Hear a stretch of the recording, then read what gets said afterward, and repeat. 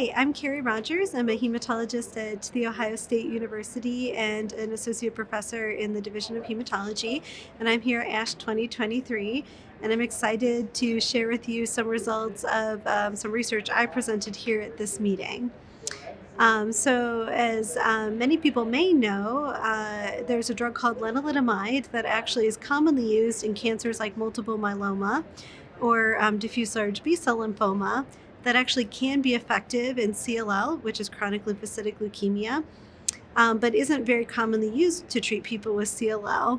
At my institution, over 10 years ago, some investigators that were working in this area at the time started a research study to treat people with CLL before they met the traditional need for treatment.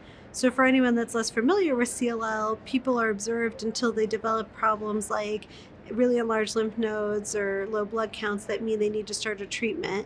So these are people with a high-risk biologic feature to their CLL, meaning they will likely need treatment in the next few years, but who didn't strictly need treatment yet, who enrolled in the study to take lenalidomide, which is not usually standardly used to treat CLL, although it has been well studied in CLL. The original study, when it started 13 years ago, was to look at differences in antibody response to a pneumococcal pneumonia vaccine to see if we could improve the immune system of people with CLL by giving them this drug. Turns out that was not the case in the way we tested it in the study. However, we've had people taking lenalidomide for many years now, and so we wanted to make sure that we shared with the scientific community how everybody who took the drug in the study did and kind of like the impact on their risk for other infections and other types of cancer. And the risk of both of things is increased in people living with CLL. So we found that there was a group of people who had been on lenalidomide a very long time, including two people that were on it 9 and 10 years. The results in terms of CLL control are quite good, although you have to think about that in the context of this being a trial for treatment or for people that didn't need treatment yet, or wouldn't meet standard indications for treatment. So it did actually control CLL for many years in some cases. And the really exciting findings we had is that it didn't seem to be a high risk of other forms of cancer. So there were a lot of people who developed non-melanoma skin cancers, which were treated. And then a couple of people who developed other cancers. We had one melanoma skin cancer that was removed for someone. One person developed lung cancer, and one person developed a skin cancer that actually spread to some lymph nodes. But we didn't see other blood cancers or some of the other cancers we worry about with treatment with lenalidomide.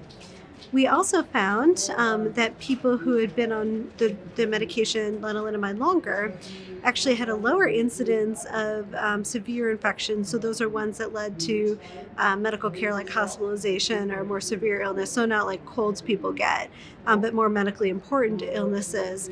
And found that the rate of infection in people who are on the drug longer was low. So this certainly supports that taking lenalidomide long term doesn't really dramatically increase the risk of other cancers or infections beyond what we'd expect, and that it's safe for long-term use. So I think this really opens up a lot of pathways for investigation for use of lenalidomide, not only in this like early intervention setting, which is before people need standard treatment, but also as a maintenance after other treatments where it's been studied, and other strategies to help people take this. And this was a relatively low dose of lenalidomide, so it's certainly supporting future investigation of lenalidomide in CLL.